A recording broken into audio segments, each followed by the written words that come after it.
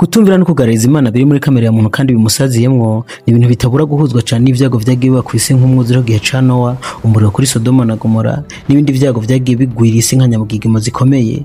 Ivyo bigahuzwa cyane n'ibihano vyagiye bibavuye ku burake bw'Imana nkuko tubibona muri Bibiliya mu gitabo c'Itanguriro ikabani ca 6 kuva ku murongo wa 6 kugera ku murongo wa 8 handitswe ngo uhoraho yicuza ico yaremeye abantu mu isi bimutera intu n'umutima. Uhoraho aravuga ati abantu naremye nzobamara mu isi uhereye ku muntu n'igikoko n'icikwega n'ikiguruka mu kirere kuko nicujijisho nabaremeye, ariko no wawe uhora haramushima. Ego wavyumvise neza, Imana yicujije igituma yaremye umuntu kubw'ibikorwa yagenda ibona bivuye ku bugarije bw'abantu b'ico gihe, kuko kuva ku mukuru kugera ku mutima ya bose yari imugoreye gukora ivyaha. Maze Imana ihonye abantu bose biciye ku mwuzure, isigaza umuryango umwe rukumbi w'umugabo witwa Nowa, ari wenyene yari yashimwe n'Imana. Inyuma yaho umuryango wa Nowa hitamo kwibera Mesopotamiya mu gisagara ca Babeli mu gihugu ca Shinari, maze umwe muhungu batatu ba Nowa ari we Hamu avyara Kushi, Kushi nawe avyara Nimurodi ari we yabaye umwami wa mbere nyuma y'umwuzure, akaba yabaye umuhigi karuhariwe nkuko tubibona mu gitabo c'Itanguriro igabane c'10 kuva ku murongo w'9 kugera ku murongo w'10. Hakaba handitswe ngo yari umuhigi w'agahebuza imbere y'Uhoraho, bituma acibwa akagani ngo inka Nimurodi yari umuhigi w'agahebuza imbere y'Uhoraho. Ubwami bwiwe bwa mbere bwagarukira i Babeli no muri Ereki no muri Akadi ni Karune mu gihugu c'Ishinari. Ari naco gituma usonye muri Zaburi 137 ku murongo wa mbere havuga ngo ku nzuzi z'i Babuloni niho twahora twicara, bere tugaturika tukarira twibutse Siyoni. Inzuzi zibiri bivuze ngo ni Efurata na Hidekeli. Reka tuvuge ku munara w'i Babeli. Mbega Babeli bisigura iki? Babeli n'amajambo birafatanye muri migwi kinya Akadi avuga ngo ba na el. Ba bisigura amarembo, el bitangwa na eyurudome rutoyi bivuze ngo ikigwamana. Myani majambo amarembo y'ikigwamana. Ariko bikagira n'isano n'indi jambo ryo mu Giheburayo rivuga ngo Babal bivuze ngo urudubi canke uruzazane. Nkuko tubibona mu gitabo c'Itanguriro igabane ca 11 ku murongo wa mbere, abantu bari bafise imvugo imwe bakagira n'ururimi rumwe. Ari naho havuye ijambo ryo mu Giheburayo rivuga ngo Dabar. Dabar bivuze ngo imvugo imwe, isigura imwe, isobanura imwe. Kubera ubwibone n'ubugararije bwari mu mitima yabo, Nimurodi n'abantu biwe bumvikana kubaka umunara ugera mu ijuru, maze Imana yamanuka ibayevye indimi bahagarika uko. Babel, inkomoko y'ikirundi, igifaransa, ikilatini, ikibembe, ikizuru, iringara, igiswahili n'izindi ndimi zirenga ibihumbi ndwi zivuga mu bice bitandukanye vyo ngaha ku isi. Woshobora kwibaza ati mbega ivyo vyagenze gute? Usubiye mu Itanguriro igabane ca 11 kuva ku murongo wa 3 gushika ku murongo wa 4, baravuga bati ngo tubumba amatafari tuyaturire neza. Nuko bakoresha amatafari mu gishingo c'amabuye na kaburimbi mu gishingo c'ubudongo. Baravuga bati ngo twibakire igisagara n'umunara uzushikira ijuru kugira ngo turonke izina rya rurangiranwa twoye gusabagira mu isi yose. Wavyumvise, intumbero zabo zari zibiri: kwironkera izina rya rurangiranwa no kudasabagira isi yose. Bisigura ngo ubwibone n'ubugararije. Nkuko Imana yari yahezagiye Nowa n'uruvyaro rwiwe kugira ngo barondoke buzura isi, bo bahisemo kubaka umunara munini kugira ngo baze biberemwo ntibasabagire ngo buzura isi. Mu yandi majambo, ubugome bw'Imana ntiburanguke, ariko ubugome bwabo buranguke. Imana imaze kubona ububi buri mu mitima yabo, ibahevye indimi nkuko handitswe ngo nuko ngo tumanuke tuberanye ururimi rwabo, woye kumvikana mu kuvuga kwabo.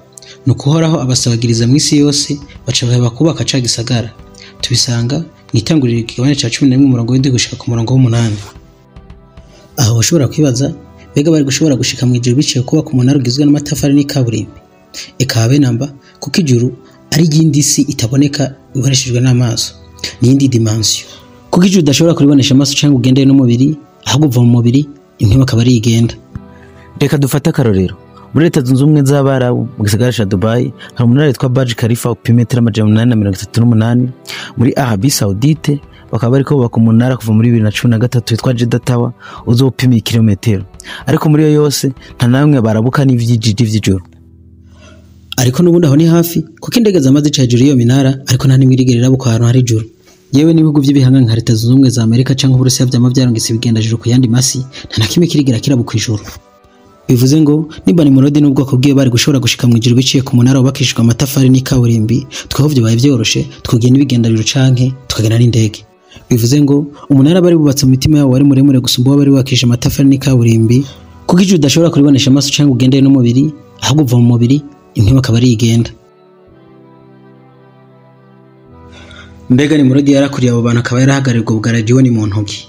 Nimurodi ni jambo risigura umuhigi w'umunyenkomezi, rigakomoka ku jambo ry'Igiheburayo rivuga ngo Imehode, bisigura ngo reka tugumuke canke reka tugararize. Nkuko mu Faransa avuga ko Moulin Olympique, Nimurodi yakoze nk'uko izina ryiwe rivuga, kandi biragaragara cyane ko hari imwe yari vyinyegeje inyuma ari we Satani.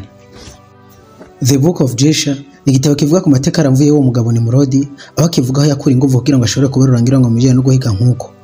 Iravuga ukuntu hera atoye impuzu yari yakozwe n'Imana igahabwa Adamu mu itongo rya Edeni inyuma yo gukora icyaha cy'inyanduruko akabona ubwambure bwiwe. Maze Adamu iyo mpuzu yayiraze Seti irazungurishika kuri Nowa, Hama yibase ayiraga Kushi nawe yiraga Nimurodi.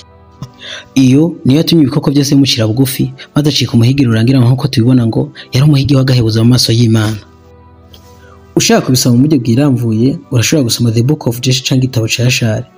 The Book of Jesha cyangwa igitabo cya Yashari ni kimwe mu bitabo bitagize Bibiliya ariko tugisanga cyanditse muri Bibiliya nko muri Yosuwa ikigabane cya 10:13 no muri Samuel wa 2 ikigabane cya 1:18.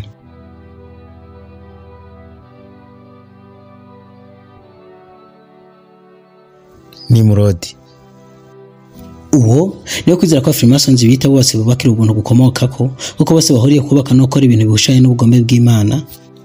Kuko mu gitabo cyabo bavuga ko mu kurahiza umuntu bamurahiza indahiro ya Nimurodi, Nimrod off. Bakongera bagahuzwa cyane nabo Bibiliya yita ko bagayiwe rigumye mfuruka ari we Yesu Kristo. Yesu bivuze ko ari ijambo ry'Imana, no kuvuga basi ijambo ry'Imana, yani majambo antikristo. Mbega ikigwa dukwiye gukora muri kino kiganiro niki?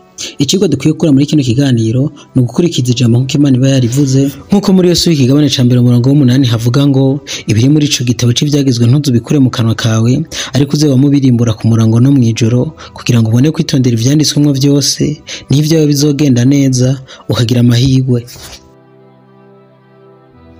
Reka tubashimire cyane kubwo kubana natwe, nk'uko umurundi yavuze ngo ushimye abayongeje. Muhezagirwe.